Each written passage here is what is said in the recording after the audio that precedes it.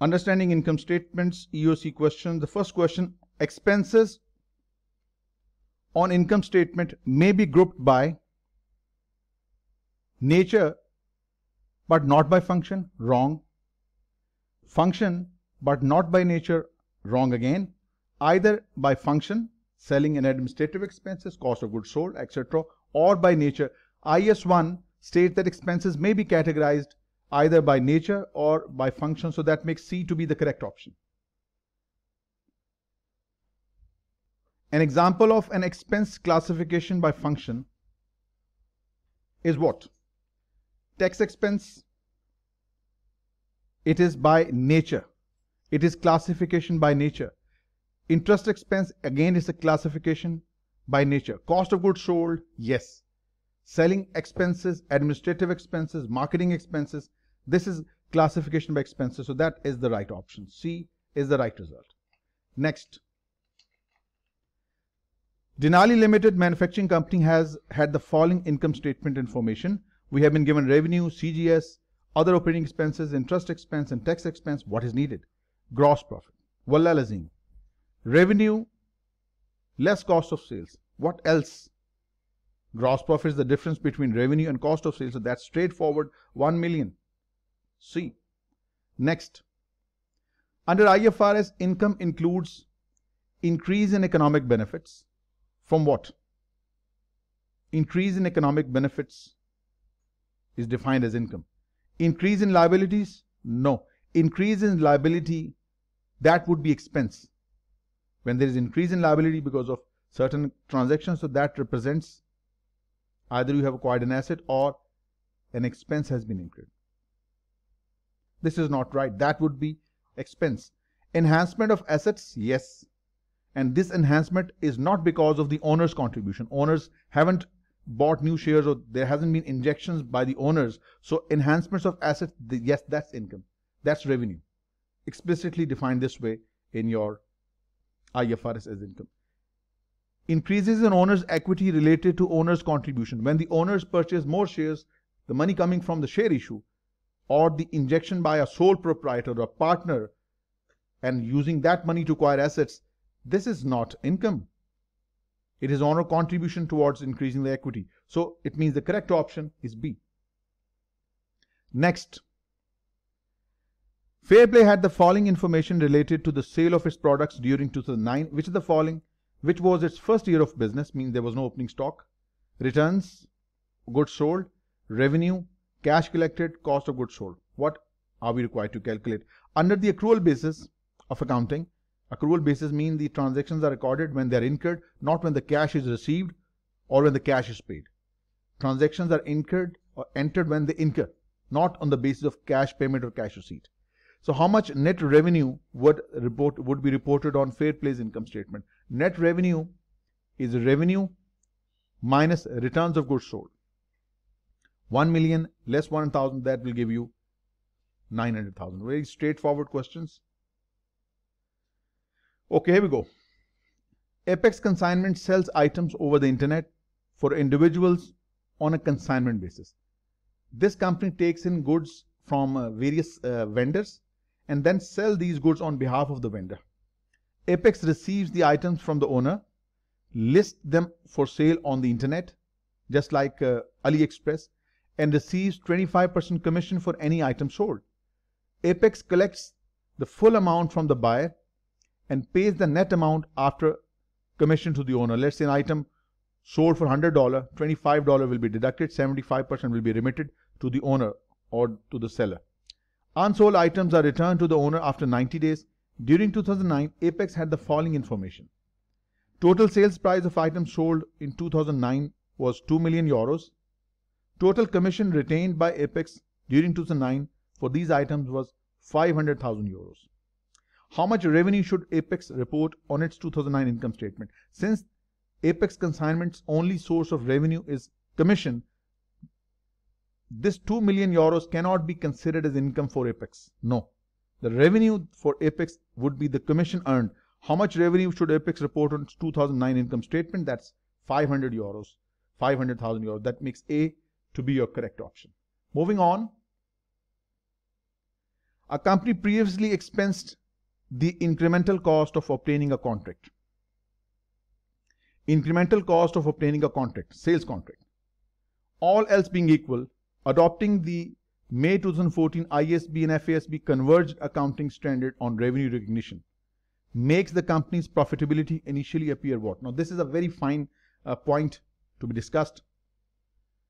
Under the US GAAP, a jointly issued standard by FASB and IASB, ASC 340-40, and you don't need to remember this.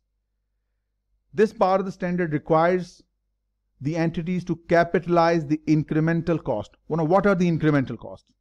Incremental costs are the sales commission or the finder's fee. Sales commission or the finder's fee, for the sake of simplicity. So any incremental cost of this nature, sales commission or the finder's fee, of obtaining a contract with a customer, this cost, if it is expected to be recovered, can be capitalized by debiting, by debiting the deferred, I am again going for the entries, but just for the sake of understanding, this expense paid as sales commission or any finder's fee will be capitalized, deferred commission asset, credit paid if you have paid through bank or if it's payable. Later on it could be reversed. So this is under the new revenue recognition standard that any incremental cost can be capitalized. Now what has happened, this company has previously considered these as costs. Again, a company previously expensed the incremental cost, the sales commissions of obtaining contract, all else being equal, adopting the May 2014 ASB and FASB converged accounting standard on revenue recognition makes company's profitability initially appear what? Since we have just discussed a little earlier, change in accounting standard are to be applied retrospectively, which means the prior years or within this period, the sales commission that has been paid will now be reversed. Resultantly, your expense will be reduced, so your profitability will be higher initially. Initially, it will be higher. Later on, when it will be expense, it will fall. So this will happen since we have to move to the new revenue recognition standard. So as per the new standard, you have to first reverse the previously recognized expense, consider it as an asset. Reduction of expense will mean income will go up, and later on it will fall. It will happen initially, but later on it will be reversed. So that makes C to be the correct option. It was a little finer, specifically focusing on a certain aspects of your revenue recognition standard. During 2009, Accent Toys PLC, which began business in October of that year, purchased 10,000 units of toy at a cost of £10 each. Okay. In October, the toy sold well in October. The anticipation of heavy December sales, Accent purchased 5,000 additional units in November at this price. 10,000 units bought at $10 or £10, 5,000 units bought at £11 per unit. During 2009, Accent sold 12,000 units at a price of 15. Under the first in, first out method, what is the Accent's cost of goods sold? First in, first out. Items that were bought first were charged to CGS first, 10,000 at the rate of 10, and the remaining 2,000 would have come from 11. So it's going to be $100,000 plus $22,000. So this is what is charged to production, charged to CGS. This 122 will be matched against the revenue of 12,000 times 15. So what is charged to CGS under FIFO, first in, first out? The items bought first are sold first. The item bought first are charged to production first. That's what you call FIFO. We'll discuss in much more detail in our reading inventories. So that makes B to be the correct option, and B it is.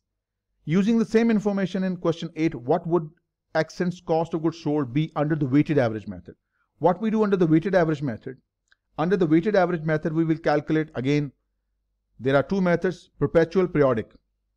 Weighted perpetual, normal weighted average, periodic. Then we have FIFO and LIFO. Periodic and perpetual, this idea's detail will be discussed later on. When we say the weighted average, the total material bought 10,000 at the rate of 10 and 5,000 at the rate of 11 divided by the total units will give you the weighted average to be applied to CGS as well as the finished goods inventory or the closing stock. So when you calculate your average rate, it's going to be 155,000 upon 15. The average rate will be 10.33.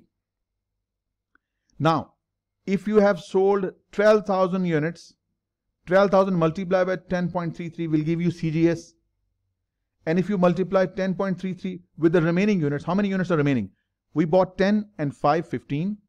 We sold 12, mean remaining are 3,000. So 10.33 multiplied by 3,000, this will give you the value of inventory. So inventory valuation and the CGS will calculate it at this average rate. 10.33 into 12,000 gives you CGS, and 10.33 multiplied by 3,000, it will give you the value of inventory to be reported in the current assets. So it's going to be 3,000 times 10.33, and it's going to be 124,000 round off. C. All right, next. Which inventory method is least likely to be used under IFRS? IFRS allows FIFO, GAAP allows FIFO. IFRS allows weighted average, GAAP does, but LIFO, it is only permissible in the US GAAP as well as in China. So this is least likely required in IFRS, so that makes B to be the correct option. We discussed this a little while earlier. At the beginning of the year 2009, glass manufacturing purchased a new machine for its assembly line at a cost of $600,000. This is the acquisition cost.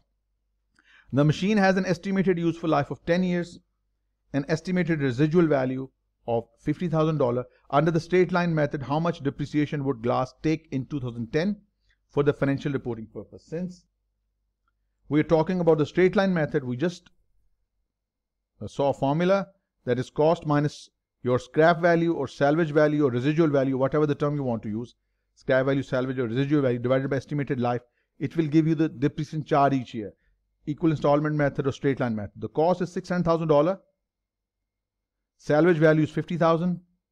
The estimated life is 10 years, so it's going to be 550 upon 10, 55,000. So this is the annual depreciation charge for year 2009, 10, and so on till the asset reaches its end of life. So that makes A to be the correct option. Next, using the same information as in question 16, how much depreciation would glass take in 2009 for financial reporting purposes under double declining balance method? Under double declining method, the formula we learned, first we need to calculate the percentage. What you take 2 upon the estimated life multiplied by 100. Estimated life was 10. 2 by 10 times 100 gives you the percentage 20%. This is the rate we use. Why is it called double declining? Because under the straight line method, 1 upon 10 means every year you're depreciating 10% of the machine. 10, 10, 10, 10 for 10 years. Doubling this rate, 20%, is what you call the double method, and then we decline it at the faster rate. So double declining is based upon the straight line rate. Straight line rate is doubled to 20%, 20 to 40, 40 to 80. So this would be the depreciation rate, and as we just discussed a little while ago, whatever the rate comes, it needs to be multiplied with the book value at the end of the period, right? Okay, now what do we need for the first year? Going back, this is the cost of the machine. Multiply this with 20%, so the first year depreciation would be 120. We got the result, but let's play with the question. 120 is your result. Let's say, what if you want to calculate the depreciation for the second year? For second year, you will have to take the book value. What will be the book value second year? 600,000 is the cost, 120,000 the depreciation charge so far. So the net book value will be 480. So the next year depreciation charge will be 20. But there are many, many, many questions of this nature in your long-lived assets. So many questions, complex one and easier one. They're all coming, so they will be discussed and in detail when they need to be discussed in detail. So that makes C to be the correct option. Moving on. Which combination of depreciation methods and useful lives is most conservative in the year a depreciable asset is acquired? When we say conservative, Qadamat Pasand, the old-fashioned approach. Under the conservatism, expenses are recognized as early as possible and incomes are delayed or revenues recognized as late as possible.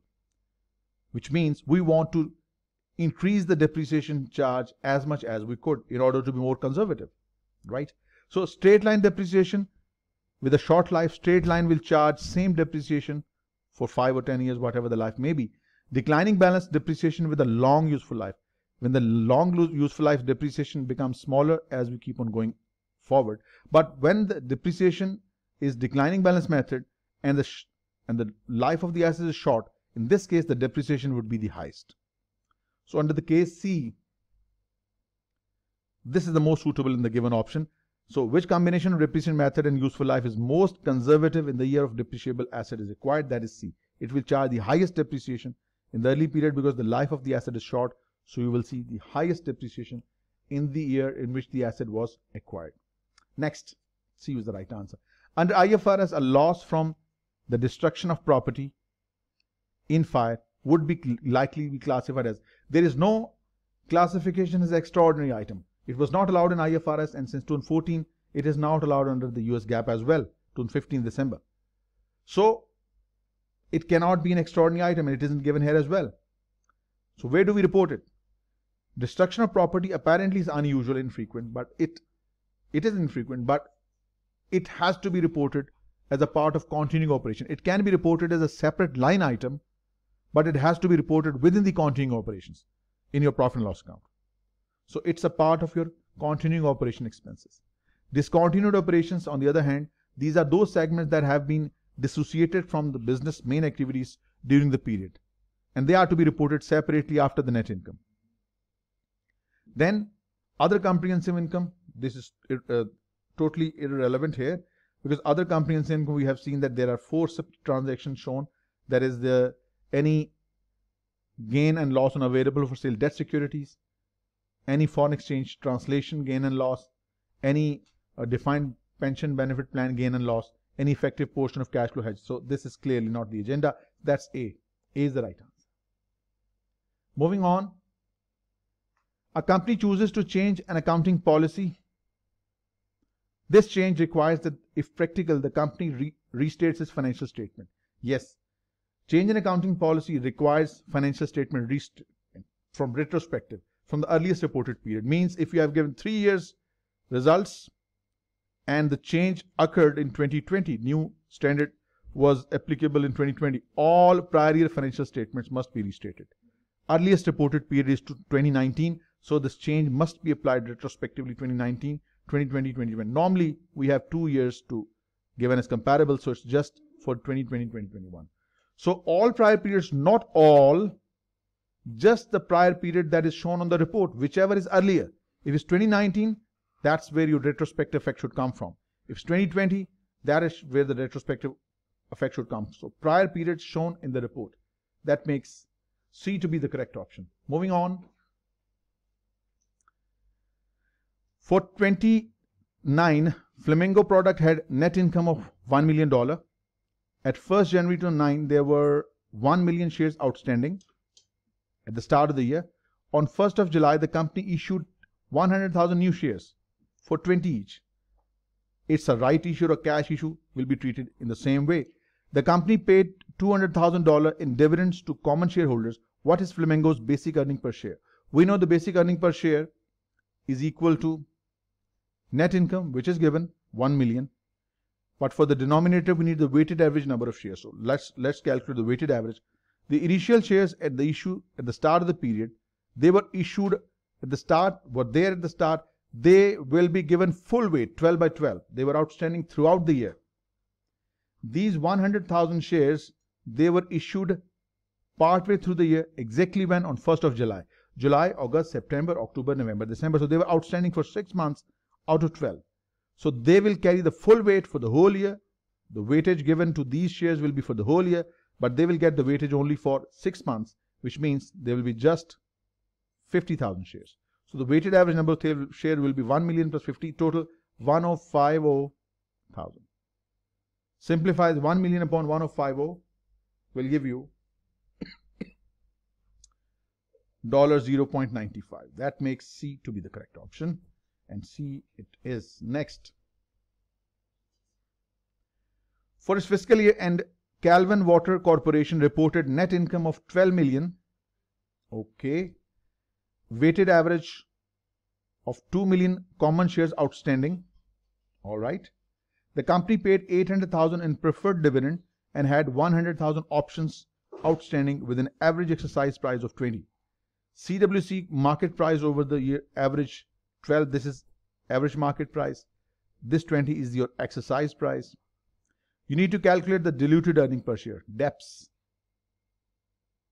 For that, we need to calculate the income available to common stockholders. That is the net income, which is 12 million. From this, deduct the preferred stock dividend. This is 0.8 million, right? We have been given the weighted average number of shares, that is 2 million.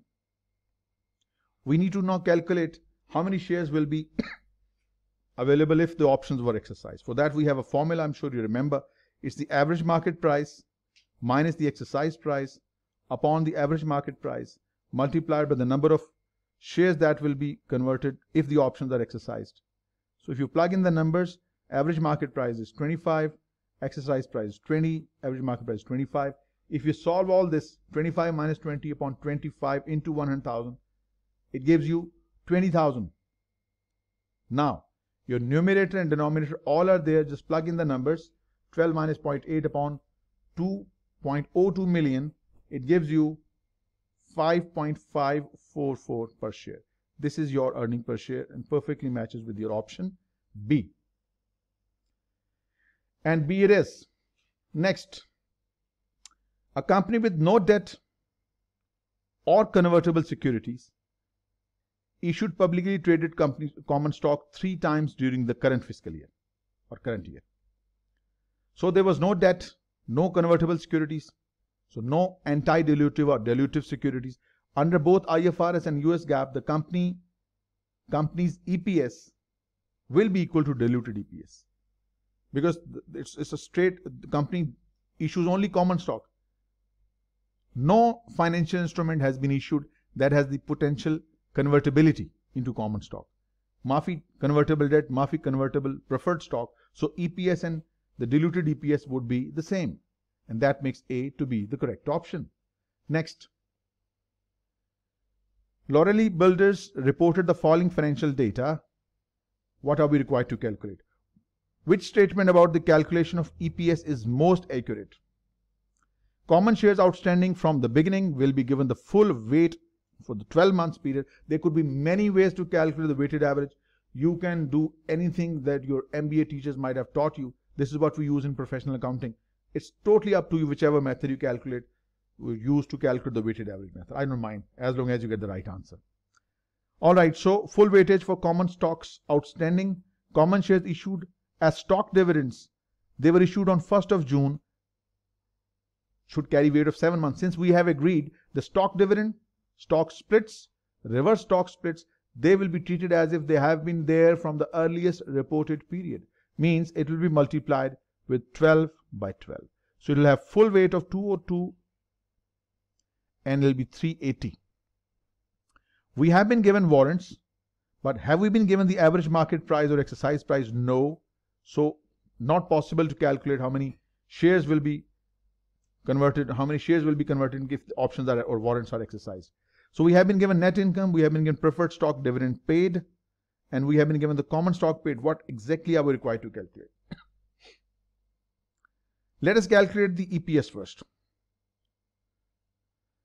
We have total shares outstanding as weighted average is 2.4 million.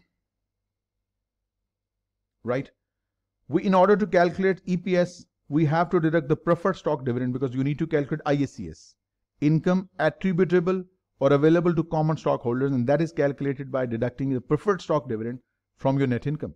So 3.35 less 430, and whatever the result comes, you need to divide it with 2.4 million, and doing so gives you 1.2166. This is your EPS, earning per share. 1.2166, not 1.12, wrong. LB's diluted EPS is equal to or less than the basic earning per share. Yes, warrants are an issue. So if exercise price of the warrants mostly is less than the average market price, so it means it's going to have diluted earning per share, and diluted earning per share is either equal to or less than EPS. Right? Even if the exercise price is equal to the average market price, your diluted earning per share will either will be equal to EPS or it will be less. So LB's diluted EPS is equal if the exercise price is same as AMP, or it will be less than the EPS. That's the right answer. The weighted average number of shares outstanding is 2.2 million. Wrong. It's 2.4 million. So that makes B to be the right option. Cell Services Incorporated had 1 million average shares outstanding during all of 2009. During 2009, CSI also had 10,000 options outstanding with exercise price of $10 each. The average, this is EP, exercise price. The average stock price was $15. That is the average market price, $15. For purpose of computing diluted earning per share, how many shares would be used in the denominator for the conversion of options? We know the formula. Average market price minus exercise price upon average market price multiplied by the numbers that will be converted to shares. That's 10,000. So you'll have 15 minus 10 upon 15 multiplied by 10,000. It's going to be 3333.33. Since they cannot be in fractions, so it's 3,333. So the total number of shares in the denominator will be this plus 1 million. So that gives you A to be the correct option. Next, for its fiscal year end, Sublime Corporation reported net income of 200 million and a weighted average of 50 million shares outstanding. There are 2 million convertible preferred shares outstanding that paid an annual dividend of $5. Each preferred share is convertible into 2 shares of common stock. We need to calculate the diluted earning per share. All right. Diluted earning per share is equal to net income upon weighted average number of shares plus the number of shares that will be available after conversion of preferred stock. That is preferred shares being converted to common stock. Plug in the numbers. 200 million is your net income. Weighted average number of shares is given as 50 million. Now it says that we have 2 million convertible preferred stock, and each convertible preferred stock will be converted to 2 ordinary shares. It means it's going to be a total of 4 million shares if the preferred stock are converted. So divide 200 million with 54, you should get 3.7 million or 3.7 per share. That is your EPS. C is the right answer. Next, when calculating diluted EPS, which of the following securities in the capital structure increases the weighted average number of common shares outstanding without affecting the net income available to common shareholders? This is the formula we had. When the convertible preferred stocks are converted to common shares, there are 2 effects. In the denominator, we have converted stocks into common stock and the preferred stock dividend saved. So it means when the preferred stock are converted, there is effect in the new. Yes, there is increase in the weighted average number of shares, but it also affects the numerator, right? It will also affect the numerator. Convertible debt is dilutive. If the convertible debt is dilutive, it means it will also affect addition of your net income. I mean, interest after tax. So it means in case of convertible debt, convertible preferred stock, there will be adjustment to the numerator or the net income. But if the stock options are converted, there is no adjustment in the numerator. So this would be the only option that will not have any effect in the numerator, giving it to be our correct option. A is the right answer. Moving on, which statement is most accurate? A common size income statement restates each line item of the income statement as a percentage of net income. Wrong. As a percentage of sale. It allows an analyst to conduct cross-sectional analysis by removing the effect of company size. This is true, because when we convert our common size financial statements or income statement into common size, so we can compare 2 dissimilar businesses of unequal size. It's a true statement, it's the most accurate. C says standardizes each line item of the income statement but fails to help analysts identify different company strategies. Yes, it does. It standardizes each item for comparison purposes, but also through the income statement and balance sheet, common size analysis, vertical one, we can compare the strategies companies as well. Standardization of each line item makes common size income useful for identifying differences in company strategies as well. So it will help also to identify the company strategies through the expenses, how they have been expressed as a percent of sales. So we can compare and identify the strategies as well. So it means the true statement is B. It is partly correct, partly incorrect. So that makes B to be the correct option. Moving on. Selected year-end financial statement data for the work hard are given below. We need to find the comprehensive income. We know comprehensive income is the sum of your income statement plus other comprehensive income. So we need to find the sum of these two. Beginning shareholders' equity has nothing to do with the OCI. Ending, no. Unrealized gain on available for sale securities, debt securities, of course, it's a part of OCI. Unrealized loss on the derivative accounted for as hedge, effective portion of cash flow hedge, yes, it's a part of OCI. Foreign currency translation, gain on consolidation, this is a part of OCI. So combining these all, 5 minus 3 plus 2 gives you a net of 4 million, I guess. Yes. 4 million. This is OCI. And net income is given as 15. So we have to give the total of comprehensive income, so it's going to be 15 plus 4, 19. So it says comprehensive income is 18, wrong. Is increased by the derivative accounted for as the hedges. It is decreased by because there is a loss. Includes 4 million in other comprehensive income. Comprehensive income in total, not separately as comprehensive income. So it means, yes, this part is part of other comprehensive income. And in total, we got 19 as a total of comprehensive income. So that makes C to be the correct option. 4 million is represented as OCI. Added to income statement gives you a total of 19. So that makes C to be the correct option. The last question, I guess, is question 25.